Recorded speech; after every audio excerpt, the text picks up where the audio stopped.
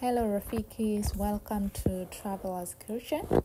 Today we are making something truly special, that is roasted fish with coconut cream in Swahili style.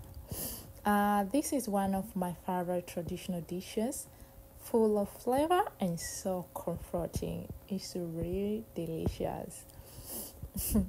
We start with fresh roasted fish, then simmer it slow in rich homemade coconut cream. We're gonna see later, inshallah. Just simple ingredients, big tasty, the Swahili way. And today I'm gonna use Swahili language and English language so that it's be easy for everyone to capture something. So the first stage, I'm going to marinate these fishes that I have, and I will marinate for 1 hour.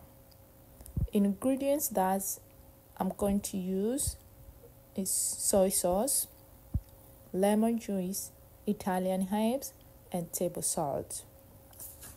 First, the important thing that I want to tell everyone to know, I won't use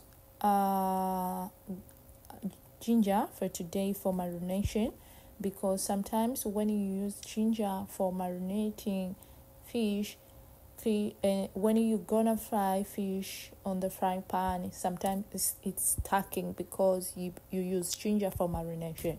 So I don't like to use ginger for marination of the fishes.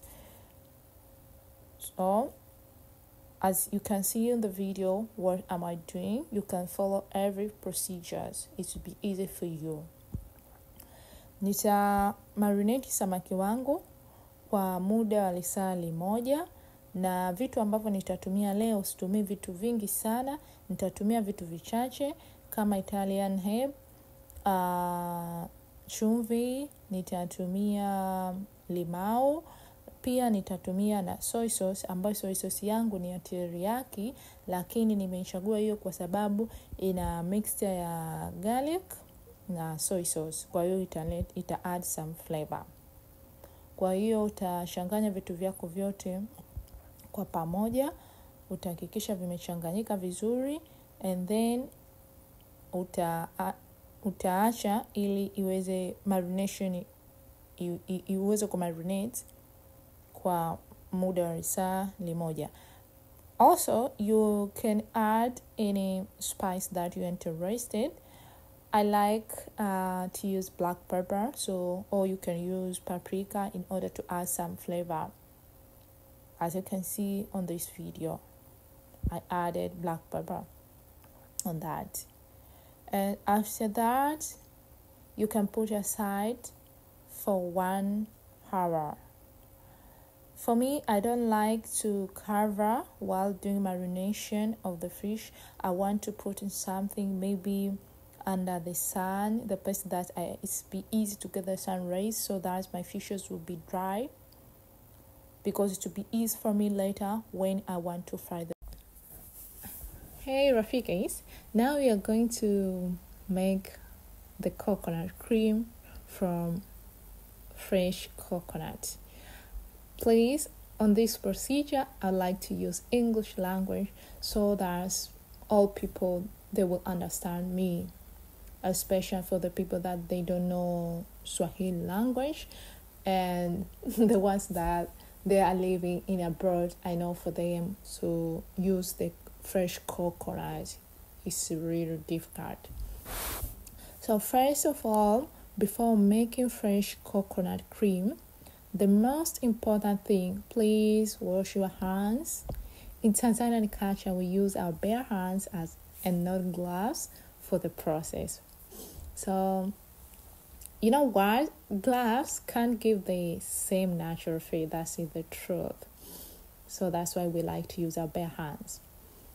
We start with fresh organic coconuts, which we grind first. From there, we extract 2 types of coconut milk.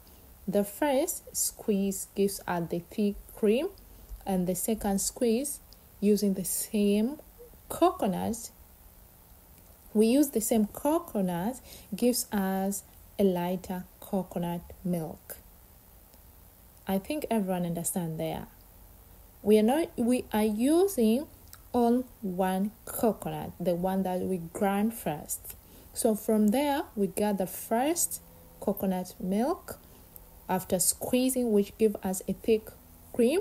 And they say after that, you add another water and squeezing for the second time, and it will give us a lighter coconut milk. So we're gonna have 2 coconut cream, the first one and the second one. The first one, which is thick cream, and the second one, which is a lighter coconut milk. And this is how we do natural and traditional with love from Tanzania. So I would like everyone, even if it would be the first time for you to cook by using a fresh coconut cream, please just find coconut cream wherever you are and hope you can get that. Try to grind it and make the procedure like what I do on this video. Cook your food. You can cook the fish like the one that I'm going to cook today. Sasa hivi ni muda wetu wa kukaanga samaki wetu. Hakikisha mafuta yako hayapati moto sana, yanapata moto kwa wastani, then utakaanga samaki wako. Utaweka mafuta yako kwenye pani na kuanza kuunga sasa mboga yetu ambayo ni roasted fish with coconut cream. Tunaanza na vitunguu. Hakikisha mafuta hayapati moto na hautumii moto mkali sana vikasababisha kuungua.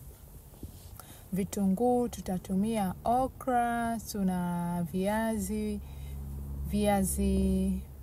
mbatata, kama sijakosea, viazi mbatata. Kwa hiyo hapo mimi natumia kitunguu changu, nina bamia, nina viazi vyangu ili kufanya mboga yetu iwe na rojo zuri, rosti letu liwe zito tutakapoweka nyanya. Utageuza kwa muda dakika chache, utaangalia kulingana na moto wako, zikianza kukaribia kuiva. Utaweka nyanya. Mimi nimetumia nyanya hizi za kawaida kwanza. Nilisaga nyanya 2, zilikuwa hazijaiva vizuri, ila na wewe pia utadepend na kiasi gani cha mboga unachopika na nyanya yako iko katika hali gani. Pia niliongezea hapo tomato paste vijiko 2 ili kuweza kufanya mchuzi wangu ukawa mzito kidogo, kwa sababu nyanya nilizotumia zilikuwa ni 2 tu na zilikuwa hazijaiva vizuri. Kwa hiyo utageuza, utaongezea na chumvi yako kidogo. Utahakikisha nyanya zako zinaiva. Utaweka carrot kama unapendelea, japo si lazima, ila watu wengi wanapenda kuweka ili kuongeza flavor kwenye mboga. Utakuwa unageuza kwa muda kadhaa na kuhakikisha zisishike kwenye sufuria, zinaiva vizuri. Na ukiona zinakaribia kushika, utaongeza maji kidogo ili zisishike, na utafunika ziache ziive kwa muda kadhaa. Baada ya kuanza kufunika kwa muda kadhaa, kama dakika 4 mpaka 5 kulingana na moto wako, utaanza kuweka samaki mmoja kama mimi ninavyofanya hapo. Utaweka samaki mmoja. Utaweka samaki wako. Baada ya kuweka samaki, utaacha kwa dakika kadhaa ziive. Utaweka tui lako la kwanza. Utaweka tui lako la pili kwenye kuandaa kule, utaweka tui lako la pili. Hello guys, for those that you don't understand Swahili language, here we are going to use the second coconut cream that we made that time.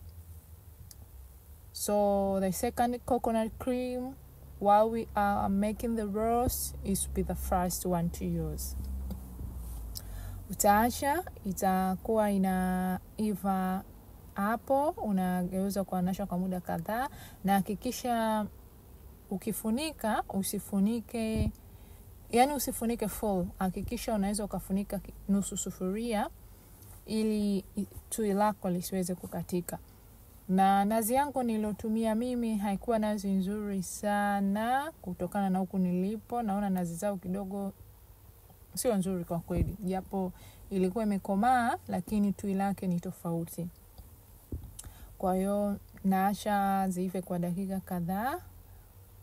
Huku unakuwa unahakikisha unakoroga tui lako lisikatike, na unapokoroga sio unakoroga unakata samaki, unakoroga tu vizuri na kuhakikisha kila kitu kinaiva taratibu vizuri.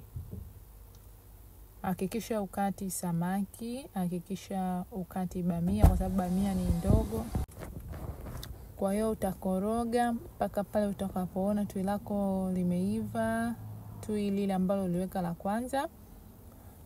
Kama unavyoona hapo, mimi mchuzi wangu umeanza kuwa mzito kidogo, japo si mzito sana, kwa sababu nimeweka tui moja, bado sijaweka tui langu la pili. Sasa hapo ninaongezea tui langu la pili, na nitakuwa na koroga ili tui liweze kushika lisikatike. Na kwenye kukoroga, please hakikisha kwamba haukati samaki, unakoroga taratibu, na utaacha mchuzi wako uchemke vizuri. Usiweke moto mkubwa sana, weka moto mdogo ili iweze kuiva taratibu taratibu. Taifa tu taratibu, usiharakishe samaki wasije wakashika. Na pishi langu la leo nimemaliza. Nilikuwa na wali wangu hapo nimeupika. Kwa hiyo samaki wangu wa leo nitakula na wali wangu. Nimeserve kwenye sahani, nikasema basi mpishi wa kwanza kula mwenyewe jikoni. Nikaserve hapo, nikasema hebu kwanza ngoja nionje kabla sijapelekea watu wengine, sije kawa nimepika vitu sivyo. Sasa wali wangu tushapakua, hebu ngoja kwanza nionje, ila wa moto hatari. Bismillah. Okay. Mtamu. Okay, ngoja kwanza niongeze mara ya pili. Wali ni mtamu kwa kweli. Yaani natamani mkikopa hapa muonje wali na samaki wangu wa nazi. Wali nilipikia nazi pia, ila siku rekodi. Sema sasa hapa mpishi lazima jamani aonje kwanza, aonje.